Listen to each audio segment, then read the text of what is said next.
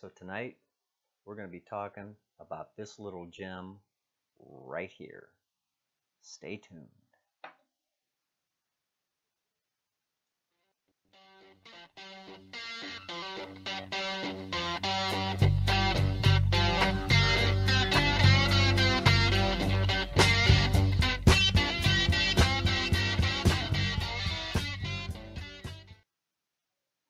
And we're live, coming to you from an undisclosed location somewhere in Northeast Ohio.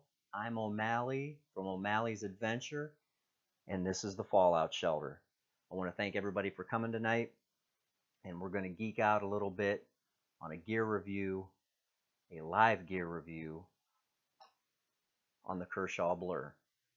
I'm not sure what you're carrying right now, but I've carried this knife on and off for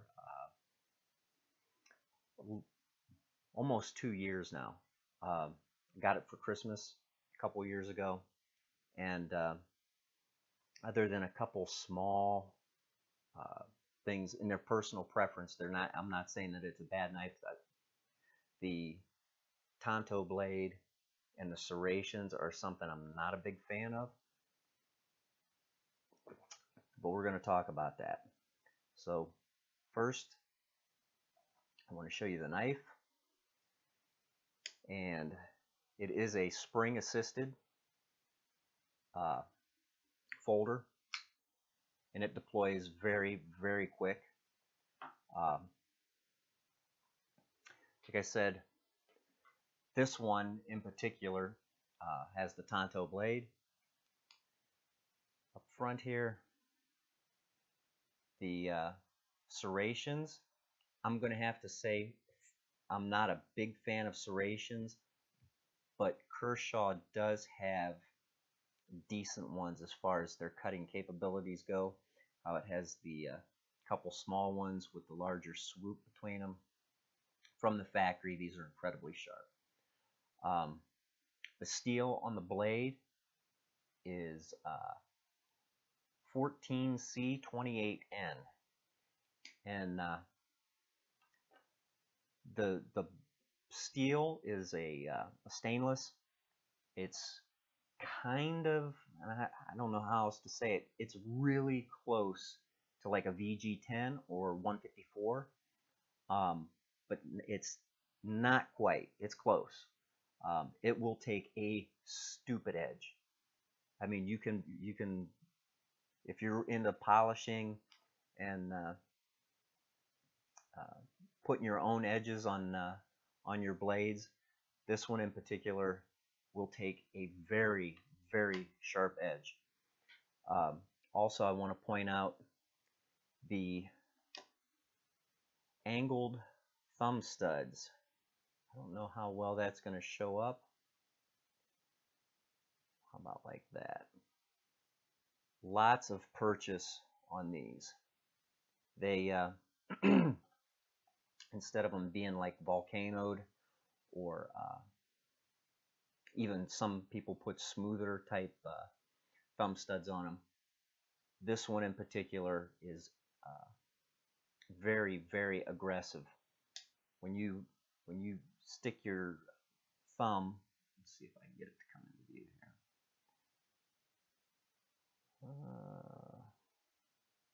Turn.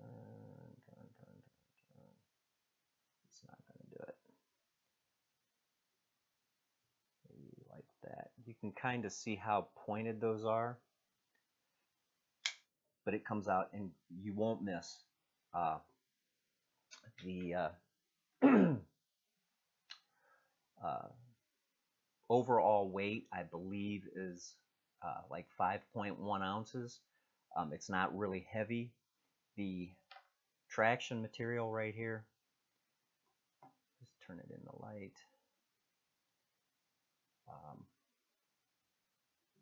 is very nice as far as it's not so aggressive that it's going to tear up your jeans, but it's aggressive enough that even in a gloved hand, you'll get, let's see if we can do this. like so. There, that'll make it show up. The clip on it is probably the only like major downfall I can say. The You can carry it clip up or clip down. It has the holes for either. And the way that that clip is designed, about this much of it sticks out of your pocket. Whereas the buck that I've been carrying on and off, if you can tell, that carries very, very deep, almost flush in the pocket. That is the way you should do a clip if you don't want it to get hung up on things. SOG does a really good job of this, but a lot of the Kershaws and Spyderco have stuff like this, and they make really good knives, and they will get knocked out of your pocket with something like that. And it can only be carried right-handed. The holes are only on this side.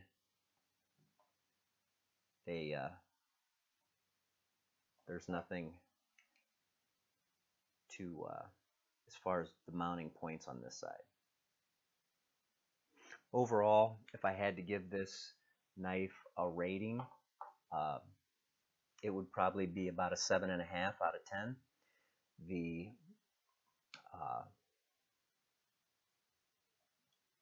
steel itself is probably almost a 9, but they do make a version like this, that with that style blade, just the standard drop point. And if I was to buy this knife again, I would get that style, and I would probably do something about the pocket clip and make it similar to that. That being said, though, if you go to Kershaw's site, they've got a little over $100 put on the knife. It's an American-made Kershaw. You're not going to spend that much at a store. I think I paid $62 for mine. Is with Kershaw, when good, better, best. The best stuff they make is the USA-made stuff. I would say spend the extra money with Kershaw. Some of their lower end stuff is hit or miss, and that's my opinion and my experience. Some people would probably argue that there's little difference, but with that knife in particular, you can see where, as far as overall quality, it's a better knife. So Kershaw got it pretty close. I would compare this maybe to like a SOG Trident. More to come on that if I get it back. My son has permanently borrowed that for now. Hopefully it comes back to the stables. But that's the Kershaw Blur. I would recommend it, especially if you're into serrated blades. It's good steel, overall quality. Like I said, it would be tough. The only way to beat that knife is to fix the personal preference stuff. So enough on the knife. Tomorrow night I'm going to be at Harris Tactical in Massillon. So we're not sure if we're going to go live stream there or not. We got to do a setup and check some things out, but that one's going to be a good time. It's a nice indoor range. If you're a fair-weathered shooter this time of year, it's nice to get indoors and work on some fundamentals. That's a place to do it. So the morning show for Anchor is still going. That one's getting kind of tough to do. It's getting squeezed. Uh, that may come later in the day, maybe around lunchtime. I don't know if I'm going to change that up yet, but tomorrow for sure it'll be on at 6:30-ish. So stay tuned for that. I'll probably have more details about tomorrow night on the cast tomorrow morning. If you haven't tried out Anchor FM yet, you need to give it a shot. Uh, it's a fairly simple app. It's a little clunky, but if you're into any kind of topic, and I mean anything, somebody's making content on Anchor. So I'm going to wrap things up, and the dogs think I should too. And until next time, stay sharp, keep a tight shot group, and rock on.